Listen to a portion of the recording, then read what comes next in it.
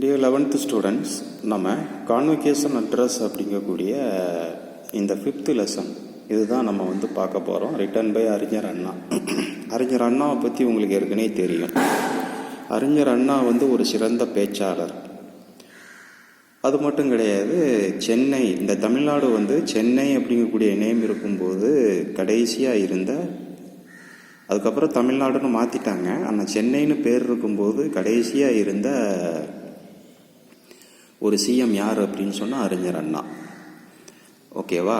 சரி, இப்போ அவர் தான் இந்த கான்வகேஷன் அட்ரஸ் அப்படிங்கக்கூடியதை இது பண்ணியிருக்கிறாரு. ஆக்சுவலாக கான்வகேஷன் அப்படின்னாலே பட்டமளிப்பு விழா, அதாவது கம்ப்ளீட்டட் சர்டிஃபிகேட் கொடுக்கக்கூடியதை நல்ல பேரண்ட்ஸ் மற்றவங்க எல்லாத்தையுமே கேதர் பண்ணி ஒரு விழாவாக கொண்டாடக்கூடியது. அந்த கான்வகேஷன் விழாவில், அந்த பட்டமளிப்பு விழாவில் அட்ரஸ் அப்படின்னா ஸ்பீச். இந்த அறிஞர் அண்ணா என்ன பண்ணுறாரு, ஒரு ஸ்பீச் கொடுக்குறாரு. இது நவம்பர் 18, 1967, 1967 நவம்பர் 18ஆம் தேதி அண்ணாமலை யூனிவர்சிட்டியில் நடந்த ஒரு கான்வகேஷன் அட்ரஸ். அதாவது ஒரு கான்வகேஷன் ஃபங்க்ஷனில் அறிஞர் அண்ணா பேசினதுலேருந்து அதில் ஒரு பகுதியை தான் எடுத்து உனக்கு ஒரு ப்ரோஸா, ஒரு லெசனாக கொடுத்துருக்குறாங்க.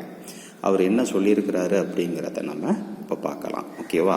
சரி, இப்போ பாரு, இன்ட்ரோடக்ஷன் அப்படின்னு சொல்லி கொடுத்துருக்குறாங்க. இந்த இன்ட்ரோடக்ஷனில் what is around comes around, அதாவது நம்ம சுற்றி என்ன இருக்குதோ அதுதான் நாம அப்படிங்கிற மாதிரி சொல்கிறாங்க. அதாவது என்ன அப்படின்னா, இதை இன்னொரு விதமாக சொல்லுவாங்க, விக்டிம் ஆஃப் சர்க்கம்ஸ்டான்சஸ், சூழ்நிலை கைதிகள். சூழ்நிலையை பொறுத்து தான் இல்லையா? எந்த ஒரு சூழ்நிலையும் ஒரு சூழ்நிலை தான் ஒரு மனிதனை உருவாக்குவது. அதாவது சொல்லுவாங்க இல்லையா, எந்த குழந்தையும் நல்ல குழந்தை தான் மண்ணில் பிறக்கையிலே. மண்ணில் பிறக்கும்போது எல்லாமே நல்ல குழந்தைகள் தான். ஆனால் அது வளர வளர வளர அதனுடைய சூழ்நிலைகளை பொறுத்து தான் அது வளருது.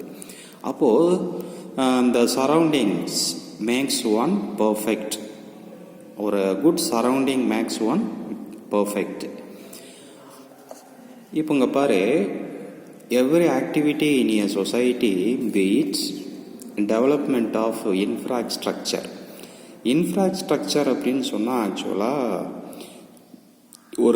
நம்ம நாட்டினுடைய இன்ஃப்ராஸ்ட்ரக்சர் அப்படிங்கும்போது நம்ம என்ன பண்ணுறாங்க, ரோடு போடுறது, பில்டிங்ஸ் கட்டுறது, ஸ்கூல்ஸ் கட்டுறது, ஹாஸ்பிட்டல்ஸ் கட்டுறது, இது எல்லாமே இன்ஃப்ராஸ்ட்ரக்சர் அப்படின்னு சொல்லுவாங்க. எஜுகேஷனுங்கும்போது ஸ்கூல் சம்பந்தப்பட்ட விஷயங்கள். ஹெல்த் கேர் அப்படிங்கக்கூடியது என்ன அப்படின்னு சொன்னால் ஹாஸ்பிட்டல்ஸ், ஜிஹெச், கவர்மெண்ட் ஹாஸ்பிட்டல். இதுதான் ஒரு நாட்டினுடைய இன்ஃப்ராஸ்ட்ரக்சர். அதாவது மற்ற பெரிய பெரிய பில்டிங்ஸ் மற்றும் கல்வி அமைப்பு முறைகள் மற்றும் health care, hospital, government hospital, இதுதான் என்ன அப்படின்னு சொன்னால் நம்ம நாட்டினுடைய infrastructure. Demands resources of all kinds. Resources can be mobilised only through human efforts. Human efforts அப்படின்னு சொன்னால் மனித முயற்சிகள். அதாவது இப்போ நீ நடந்து போகிற அந்த ரோடு, தார் ரோடு இருக்குது இல்லையா, அந்த பஸ்ஸு போகுது, நீயும் நடந்து போகிற, ஒரு சாதாரணமாக அந்த தார் ரோடு போடுறது கூட ஒரு நாட்டினுடைய இன்ஃப்ராஸ்ட்ரக்சர். அந்த தார் ரோட்டுக்கு போடுறதுறாங்களே, அந்த ரோட்டுக்கு பின்னால் இருக்கக்கூடிய அந்த ஹிஸ்ட்ரியை நீ பார்த்த அப்படின்னு சொன்னால், அடிமட்டத்திலிருந்து இப்போ தார் தயாரிக்கிறது, அந்த ஸ்டோன், அந்த சின்ன சின்ன ஸ்டோன்ஸ் இது பண்ணுறது, அந்த தார் போடுறதுக்கு வேலை பார்க்கக்கூடிய அந்த ஹியூமன் பீயிங்ஸ், லேபர்ஸினுடைய உழைப்பு, அது பிளான் பண்ணக்கூடிய இன்ஜினியர்ஸ், இது எல்லாத்தோட டீம் ஒர்க்கு தான் ஒரு அந்த ரோடு போடுறது. அப்போது ஒரு சாதாரண விஷயம், ஒரு ரோடு போடுறதுல இவ்வளோ இருக்கும்போது ஒரு நாட்டினுடைய இன்ஃப்ராஸ்ட்ரக்சரில் அடிப்படையிலிருந்து என்ன செய்யணும் அப்படின்னு சொன்னால் திங்க் பண்ணணும். அவங்களுக்கு எல்லாத்துக்குமே நம்ம நன்றி கடன் பட்டிருக்கணும். நம்ம அப்படிங்கிறது இந்த இடத்துல ஸ்டூடெண்ட்ஸை சொல்கிறாப்புல, நீங்கள் அதுக்கு கடமைப்பட்டிருக்கீங்க. எல்லாருக்குமே ஒரு நன்றி சொல்கிற மாதிரி ஒரு மனநிலை உங்களுக்கு வேணும். இப்போ உதாரணத்துக்கு இன்றைக்கி நம்ம சாப்பிடும்போது ஒவ்வொரு பருக்கையும், இப்போ ஒரு பருக்கையெல்லாம் கீழே விழுந்துருச்சு அப்படின்னு சொன்னால் அதை நீ என்ன பண்ணுற, இக்னோர் பண்ணுற, அலட்சியப்படுத்திட்டு போகிற. ஆனால் அந்த ஒரு பருக்கை எவ்வளவு விஷயங்களை கடந்து வருது, அந்த ஒரு பருக்கை உருவாகிறதுக்கு எவ்வளவு விஷயங்கள் நடக்குது பின்னாடி. ஒரு விவசாயி என்ன பண்ணுறான், விதைக்கிறான், அதை என்ன செய்கிறான், பராமரிக்கிறான், திரும்ப அதை அறுவடை பண்ணுறான், அறுவடை பண்ணி அதை என்ன செய்கிற, உருவாக்குறதுக்குள்ளே மெஷினில் கொடுக்கறது, வைக்கிறது, அதிலெல்லாம் எஸ்கேப் ஆகி அதுக்கப்புறம் என்ன செய்யுது, கடைக்கு போகுது. நீ கடையிலேருந்து வாங்கிட்டு அம்மா அதை சமைக்கும்போது 1-2 அரிசி கீழே விடும், அதுலேயும் எஸ்கேப் ஆகி என்ன பண்ணுது, உனக்கு சேருது. இவ்வளோ விஷயங்களை கடந்து உன்கிட்ட அந்த ஒரு சாதாரண ஒரு பருக்கை என்ன செய்யுதுன்னா உனக்கு சேருது. அப்போ ஒவ்வொரு சின்ன விஷயங்களும், அதாவது ஒவ்வொரு விஷயங்களும் அதுக்கு பின்னாடி பல விஷயங்கள் இருக்குது, பல விஷயங்களால் உருவாக்கப்பட்டது தான் அப்படிங்கிறத நீ என்ன செய்யணும்னா உணரணும். This effort comes from many different sections of society. இது ஒரு மனிதனாலேயோ இல்லை ஒரு சொசைட்டியாலேயோ முடியாது. பல சொசைட்டியிலிருந்தும் பல மனிதர்களுடைய கூட்டு முயற்சி தான் இந்த development. thus the fruits of development we enjoy today have come about only through the hard work of many unsung heroes. ஆக இன்னைக்கு நாம் அனுபவிக்கக்கூடிய நல்ல விஷயங்கள், நாகரிகமான விஷயங்கள் எல்லாமே இதற்கு பின்னால் நிறைய உழைப்பாளர்களுடைய உழைப்பு, இரத்தமும் அதில் என்ன செய்யுது அப்படின்னு சொன்னால் இருக்குது. கஷ்டங்களும் நஷ்டங்களும் அதில் இருக்குது. இன்றைக்கி ஒரு நல்ல விஷயம் நீ அனுபவிக்கிறோம்னா அதுக்கு பின்னாடி நிறைய அன்சங் ஹீரோஸ்னால் பாடப்படாத கதாநாயகர்கள், அதாவது பேசப்படாத கதாநாயகர்கள் இருக்கிறாங்க இல்லையா? ஆமாம். அப்போது அந்த ஒவ்வொரு விஷயத்துக்கு பின்னாடி இவ்வளோ விஷயங்கள் இருக்குது. இப்போ நீ ஸ்கூலில் படிக்கிற, அப்படின்னு சொன்னால், ப்ரைவேட் ஸ்கூலில் நீ படிக்கிற அப்படின்னு சொன்னால் அந்த ஃபீஸ் கட்டுறதுக்கு நீ உன்னுடைய படிப்புக்கு பின்னாடி என்ன இருக்குது அப்படின்னு சொன்னால் உங்கள் பேரண்ட்ஸுடைய உழைப்பு. அதே மாதிரி கவர்மெண்ட் ஸ்கூலில் படிக்கிறாங்க. அப்போ அந்த கவர்மெண்ட் ஸ்கூலில் படிக்கக்கூடிய ஸ்டூடெண்ட்ஸுகளுக்கு ஃபீஸ் இல்லை அப்படின்னு சொன்னால் அந்த ஃபீஸை யார் கட்டுறாங்க? இந்த சொசைட்டியில் இருக்கக்கூடிய மக்கள். அதை எப்படி கட்டுறாங்க அப்படின்னு சொன்னால் உங்களுக்கு தெரியும், இன்டைரக்ட் டாக்ஸஸ், மறைமுக வரிகள் நிறையா கட்டுறான். நம்ம மக்கள் மறைமுக வரிகள் நிறைய கட்டுறாங்க. அந்த மறைமுக வரிகள் எல்லாமே கவர்மெண்ட்டுக்கு போகுது. அந்த காசை தான் என்ன செய்கிறாங்கன்னா கவர்மெண்ட் ஸ்கூல் டீச்சர்ஸுக்கோ மற்ற எக்ஸ்பென்சஸ் எல்லாத்துக்குமே பயன்படுத்துகிறாங்க. ஆக கவர்மெண்ட் ஸ்கூலில் ஃபீஸ் வாங்காமல் ஒரு பையன் படித்தாலும் கூட அவன் அதை என்ன செய்யக்கூடாது, இக்னோர் பண்ணக்கூடாது. ஏன்னா அவனுடைய ஃபீஸை யார் கட்டுறான்னா சொசைட்டிகள் கட்டுது, பலதரப்பட்ட சொசைட்டிகள் கட்டுது, மக்கள் கட்டுறாங்க தங்களுடைய வரிப்பணம் மூலமாக இல்லையா? அப்போது ஒரு சாதாரண ஒரு படிப்புன்னு ஒரு விஷயம்னு பார்க்கும்போது அதற்கு பின்னால் இவ்வளோ விஷயங்கள் என்ன செய்யுது அப்படின்னு சொன்னால் இருக்குது. அடுத்து, it is our duty to contribute to development by giving back what we have taken. அதே நேரத்தில் கண்ட்ரிபியூட் அப்படின்னு சொன்னால் என்னதுன்னா கான்ட்ரிபியூட்னு சொல்லுவாங்க. கான்ட்ரிபியூட் அப்படின்னு சொன்னால் பங்களித்தல், பங்கீடு அளித்தல். இப்போ இவ்வளவு நல்ல விஷயங்களை நாம் என்ஜாய் பண்ணுறோம், அதுக்கு பிராயச்சித்தமாக நம்ம ஏதாவது ஒன்று பண்ணணும் இல்லையா? அதில் நீங்கள் என்ன செய்கிறீங்கன்னா கடமைப்பட்டிருக்கீங்க. நீங்கள் படிக்கிறீங்க, உங்களுடைய படிப்பு பல பேருடைய உழைப்புகளில் நீ படிக்கிறீங்க. நீ படிச்சுக்கிட்டு இருக்கக்கூடிய பில்டிங்காக இருந்தாலும் கூட அதை கட்டுறவங்க சித்தாள்கள், அந்த சிமெண்ட்டை உருவாக்குறவங்க, அந்த ஃபேக்ட்ரியில் வேலை பார்க்குறவங்க, ஆக இத்தனை பேரோட உழைப்பு உன்னுடைய படிப்பு அப்படிங்கக்கூடிய ஒரு விஷயத்தில் அடங்கியிருக்கு. ஆக நீ படித்து முடிச்சுட்டு நீ கடமைப்பட்டிருக்கிற அப்படின்னு சொன்னால் டோட்டல் சொசைட்டிக்கும் நீ கடமைப்பட்டிருக்கிறேன்னு தான் அர்த்தம். ஒவ்வொருத்தரையா நீ நினச்சிப்பாரு, கடைசியில் ஒரு சொசைட்டி, டோட்டல் சொசைட்டி, இந்த நாட்டுக்கே இந்த மண்ணுக்கே நீ கடமைப்பட்டிருக்கிற அப்படின்னு சொல்லி அர்த்தம். When a qualified student embarks on his or her career, an element of service should always be a part of motivation.